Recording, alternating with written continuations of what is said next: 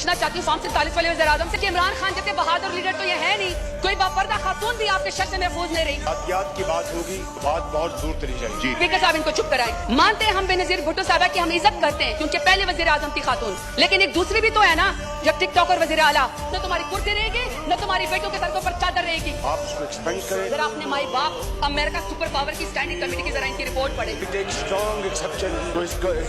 तुम्हारा ख्वाब रह जाएगा मुझे डरा हुआ देख। मैं नवाज शरीफ की माँ पे, जिसमें शहबाज शरीफ की माँ के ऊपर खवातीन को सड़कों के ऊपर घसीटा जाता है, उनकी चादर खींची जाती है, उनको पर वाटर कैनन इस्तेमाल किए जाते हैं, लाठी चार्ज होता है, उनको पर FIR की जाती है, चादर और चार दीवारों को पामाल किया जाता है, लेकिन किसी को शर्म नहीं आती है, किसी को शर्म नहीं आती है।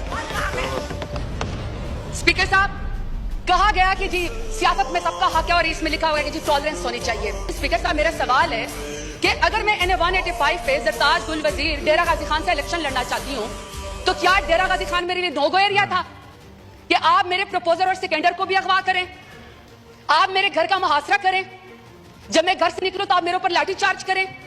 पूरे डेरा गाजी खान ने देखा कि पूरे डेरा गाजी खान की जितने भी पुलिस एनफोर्समेंट थी, इंतजामिया थी, वो एक साइड के ऊपर खड़ी थी और मुझे पाकिस्तानी चौक पे कॉर्डन ऑफ करके अकेला वहां पे खड़ा किया हुआ था। किसी को शर्म नहीं आई है, किसी को कोई फर्क नहीं वहां पे पड़ा। जब घर से बाहर निकलो तो कहते हैं कि आप NOC दो। कौन से आईन कानून में स्पीकर साहब होता है कि घर से निकलने के लिए आपको NOC चाहिए? बाप दादा ने मस्जिद बनवाई, नमाजों के ऊपर दरवाजे बंद कर दिए, क्योंकि ये जरताज गुल के घर के सामने जो वो मस्जिद है, वहां पे मार्केट थी तो मार्केट के दरवाजे बंद कर दिए। उन्होंने कहा ईद और चांद रात के ऊपर भी यहाँ पे कोई खरीदो फरोख्त नहीं होगी, क्योंकि शायद ये इस मार्केट में यहाँ पे जरताज गुल रहती है।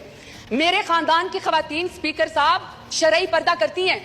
10-10 दफा मेरे घर के ऊपर जब रेड किया गया, दरवाजे तोड़े गए, लाते मार के पुलिस आई, तो वहां के सारे वो बापर्दा खवातीन घर छोड़ के चली गई।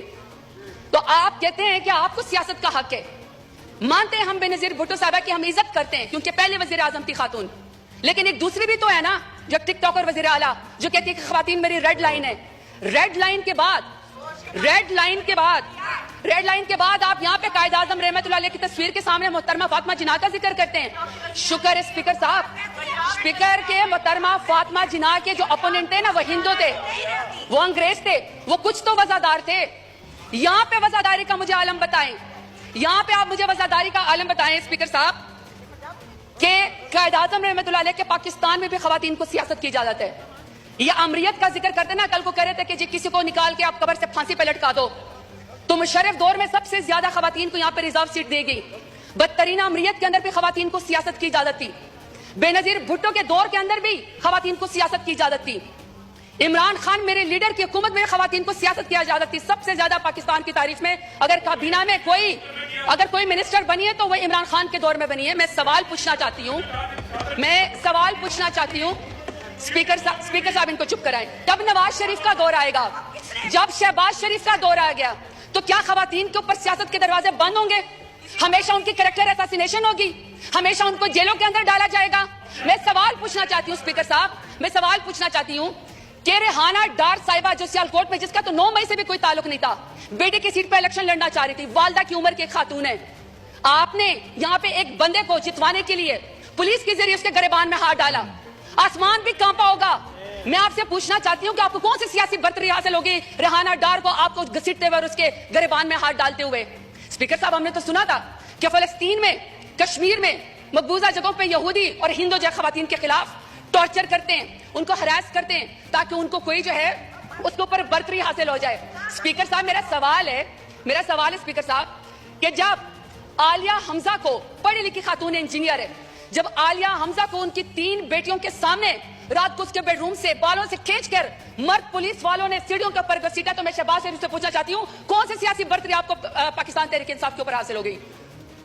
अब मैं डॉक्टर यास्मीन राशिद का जिक्र करना चाहती हूँ। स्पीकर साहब, डॉक्टर यास्मीन राशिद है, एक्स मिनिस्टर है हेल्थ की, और वो इस कौम की खिदमत कर चुकी है, कैंसर की सर्वाइवर है, एक लीडर खातून है। आज वो खातून, एक जमानत उसको नहीं मिलती जो कि बुनियादी हकूक के खिलाफ फर्जी है। आप ये चाहते हैं कि कोई पढ़ी लिखी खातून यहाँ पे सियासत के अंदर ना आए, उसके ऊपर दरवाजा बंद कर दिया जाए? तो मैं पूछना चाहती हूँ फॉर्म 47 वाले वज़ीर आज़म से कौन सी सियासी बर्तरी आपको हासिल हो गई? स्पीकर साहब, order in the house please सुने ऑनरेबल मेंबर बोल रही हैं, सुने जी, आप जारी रखें प्लीज। स्पीकर साहब, मैं यहाँ पे बुशरा बीबी का जिक्र करना चाहती हूँ।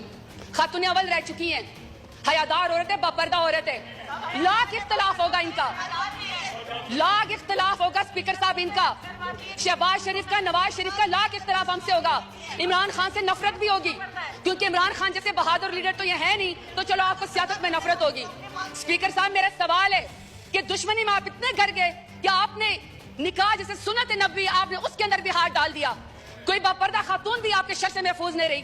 तो मैं पूछना चाहती हूँ कि फार्म 47 वाले वज़ीर आज़म से कि आपने बापर्दा खातून की इद्दत के निकाह